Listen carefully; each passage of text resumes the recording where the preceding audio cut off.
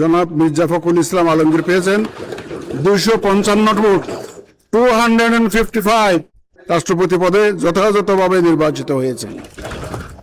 দেশের 23তম রাষ্ট্রপতি নির্বাচিত হয়েছেন মির্জা ফখরুল ইসলাম আলমগীর। তিনি ছিলেন ক্ষমতাসীন বিএনপি প্রার্থী ও দলটির সদ্য সাবেক মহাসচিব। 255 ভোট পেয়ে রাষ্ট্রপতি নির্বাচিত হন তিনি। প্রতিদ্বন্দ্বী অলি আহমেদ পেয়েছেন 88 vote.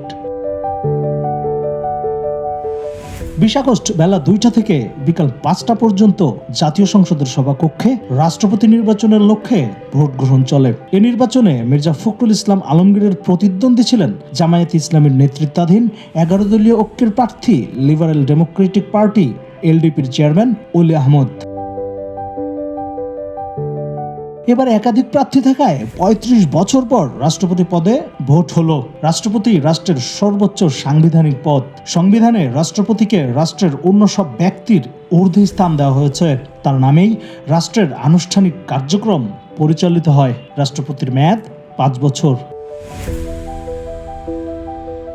Desk report, the financial express.